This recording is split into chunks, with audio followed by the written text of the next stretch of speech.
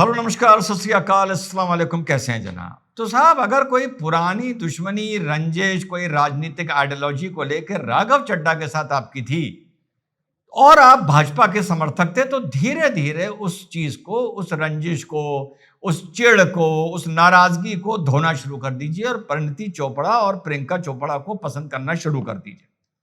जहां तक मेरी राजनीतिक बुद्धि जाती है, संभवतः प्रथम दृष्टिया ये नजर आ रहा है कि अब भाजपा की पंजाब की कमान, जहां पर भाजपा बार बार नाकामयाब हो रही है, विधानसभा की बात कर रहा हूं और लोकसभा में भी, लगता है अब पंजाब में राघव चड्ढा भाई संभालने जा रहे हैं। और इसके सीधे सीधे दो कारण हैं। एक तो आप लोगों को पता है, राघव चड्ढा बहुत चढ़ाए ब्लू आइड बॉय थे। पैसा जमा करके पंजाब का इलेक्शन लड़वाने का उनको नायक माना गया था। सीएम की भी बात हो रही थी, लेकिन नहीं साहब, ऐसा नहीं हुआ। अब उसके बाद चलते चलते ये नौबत आ गई कि साहब जूतम लात चल गए, आप तूतू पे उतर आई और राघव चड्ढा बनाम आप खुलकर हो गया और उप लीडर का पद जो आपकी तरफ से इनका राज्यसभा में था वो हटा दिया गया और उसके बाद साफ कह दिया गया कि आपको बोलना तक मना है, आप बोलेंगे नहीं। खैर साहब, अब उनके बजाय अशोक मित्तल को इंट्रोड्यूस किया गया, लॉन्च किया गया। बहुत पैसे वाला, बहुत नामी आदमी है Ashok Mittal. Lovely professional university का आप लोगों ने नाम सुना होगा।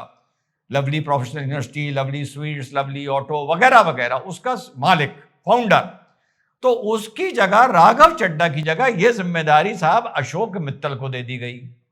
अब इसी बीच यह हुआ कि पंजाब में देखते हुए ब्लू आइड बॉय थे, तो राघव चड्ढा को जेड सिक्योरिटी भी मिली हुई थी पंजाब सरकार की तरफ से। हाल के दिनों में वो जेड सिक्योरिटी भी राघव चड्ढा की पंजाब गवर्नमेंट ने विड्रॉ कर ली है। और इसी बीच अशोक मित्तल, जो राघव चड्ढा के जगह पर आप द्वारा राज्यसभा भेजे, क्या राज्यसभा क्या कहें कि वहां पर उनको डिप्टी लीडर जो चुना गया, उसके चलते, ये तो साफ देखो भैया, साफ है।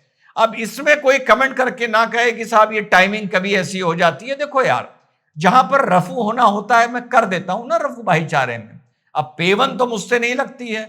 तो साहब अब अशोक मित्तल के रेजिडेंस पर, उनके रिश्तेदारों की ऑफिसेज में, यूनिवर्सिटी में, लवली प्रोफेशनल यूनिवर्सिटी में, लवली ऑटोज में, लवली स्वीट्स में वगैरह वगैरह, दिल्ली में, जालंधर में, फगवाड़ा में, हर जगह ईडी ने रेड कर दी है। और मनी लॉन्ड्रिंग का और फीमा का यह बताया जा रहा है कि ये बहुत चीजें जो साक्ष्य सामने आए हैं उसके चलते साथियों ये रेड करी गई है।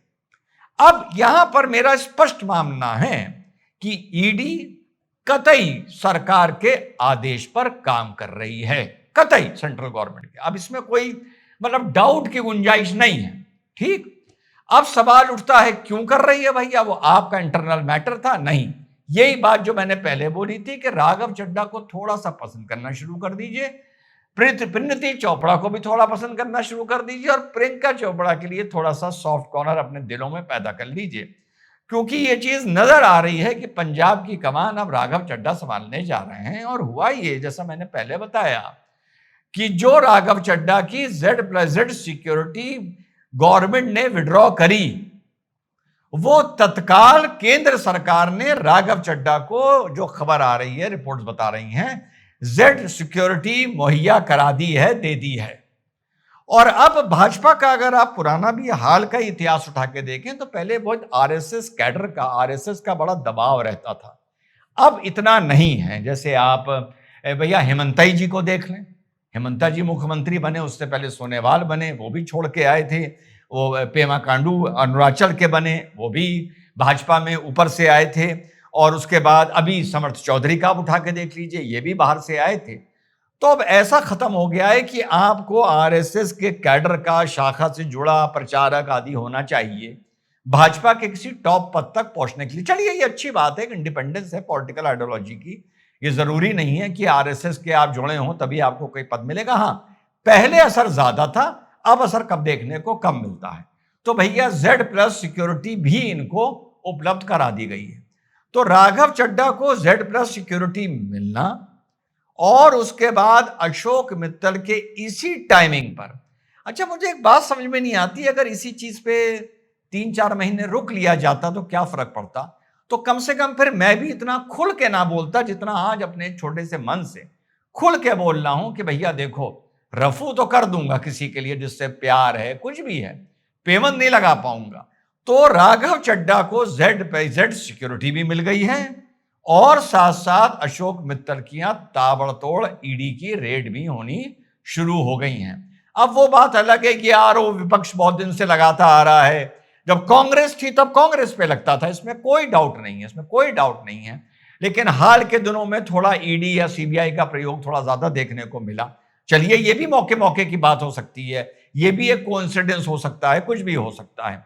लेकिन ये जो अशोक मित्तल वाला मामला सामने आया है साथियों, ये बिल्कुल क्लियर है कि ये राघव चड्डा आने वाले वक्त में शायद पंजाब से 2027 का चुनाव देखते हुए, अब मेरा आकलन गलत भी हो सकता है, शायद ये लॉन्च किए जाएंगे पंजाब में भाजपा की कमान संभालने के लिए, क्योंकि इनको अंदर की पंजाब की जो इंटरनल पॉलिटिक्स है वो बहुत अच्छी पता है। और वहां पर बीजेपी अभी तक अपनी चरम पर भी, जब 303 एमपी लेके आए थे, या पीक पर जब हम माना जाता है, जब मोदी जी का पीक चल रहा था, अब जितनी भी रिपोर्ट देखने को मिलती हैं, कमेंट्स देखने को मिलते हैं, तो लगता है कि कहीं ना कहीं कुछ लोकप्रियता में किन्हीं किन्हीं कारणों से कुछ गिरावट है, इसमें कोई डाउट नहीं है।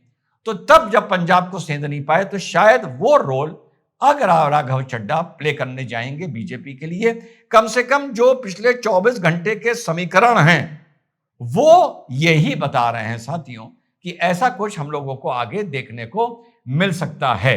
बाकी आप लोगों को अपडेटेड रखूंगा। जो असम को लेके हुआ, जो हमने अभी पहला वीडियो बनाया था, जो पवन खेड़ा को लेके हुआ, तो उसमें आपने देखा होगा मेरी शैली बिल्कुल अलग थी, मेरी बात बिल्कुल अलग थी। मैंने बधाई भी दी हेमंता बिस्वा शर्मा जी को कि यही करना चाहिए था 10 साल, जो किया है। लोग इतने बड़े बड़े बयान इस देश के खिलाफ, संविधान के खिलाफ, जातीय समीकरण के खिलाफ, law and order problem create करवाने को लेकर, समाज तोड़ने को देकर निकल के चले गए। लेकिन जब व्यक्तिगत आरोप लगा तब जो रिएक्शन देखने को मिला, ये वाकई बहुत वेलकम की चीज है। लेकिन बेटर हो कि ये तब रिएक्शन ऐसे देखने को मिले जब देश की एकता और अखंडता पर बात आए। तो शायद ये चीज देखने को नहीं मिलती, क्योंकि ये भाजपा की पॉलिटिकल मजबूरी भी हो सकती है कि उनको लगता है कि इस तरह की बातों से उनका पॉलिटिकल फायदा हो रहा है। तो अपडेटेड रखूंगा आपको, वेस्ट बंगाल से भी, असम से भी पॉलिटिकल खबर राघव चड्डा की भी आई तो सोचा आप लोगों को अपडेट कर दूं। हो सकता है मेरी बात किसी को बुरी लगे, अब क्या किया जाए भाई, लगे तो लगे, रफू कर सकते हैं, पेवन नहीं लगा सकते। जय हिंद, वंदे मातरम, खुदा हाफिज।